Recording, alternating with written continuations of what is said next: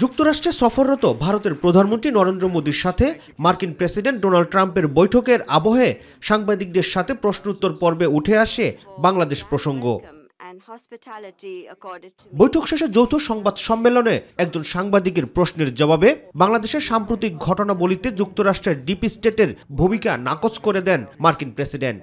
একই সাথে বাংলাদেশের প্রসঙ্গটির উত্তর ভারতের প্রধানমন্ত্রী নরেন্দ্র মোদীর উপর ছেড়ে দেন, যদিও মোদী প্রসঙ্গটি নিয়ে আলোচনা না বাড়িয়ে অন্য ইস্যুতে চলে যান।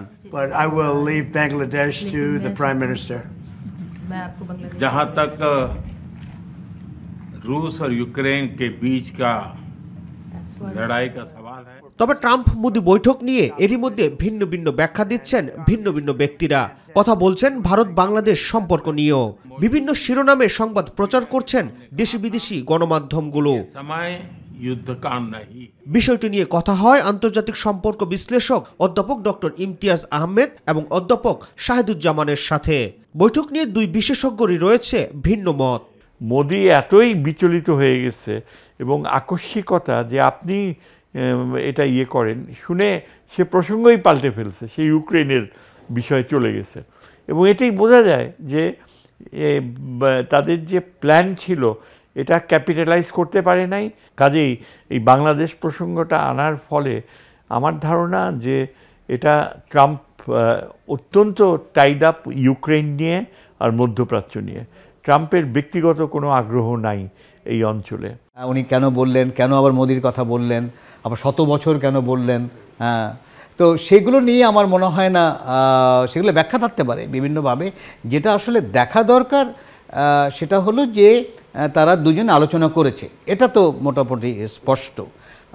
নাহলে সে বলতেও পারতো যে না, এটা আমি আলাদাভাবেই চিন্তা করছি, এটা কেন আপনারা বাংলাদেশ নিয়ে আলোচনা করছেন, আমি তো ভারতের প্রধানমন্ত্রীর সাথে কথা বলছি, তাই না, এটাও বলতে পারতো।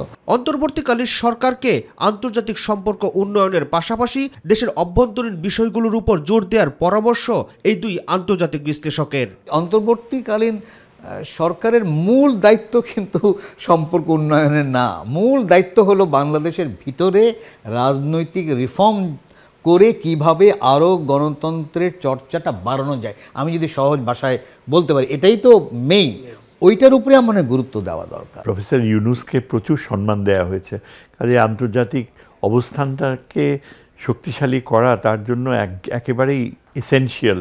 কেননা এখানে বৈদেশিক সাহায্যের প্রশ্ন রয়েছে, বাংলাদেশের বিরুদ্ধে ভারত যেভাবে অ্যাটাক চালাচ্ছে, ডক্টর ইউনুসকে আন্তর্জাতিক পর্যায়ে অত্যন্ত সুদৃঢ় অবস্থানে থাকতেই হবে।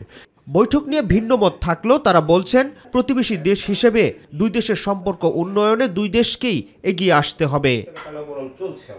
রাকিব হাসান, মাই টিভি, ঢাকা।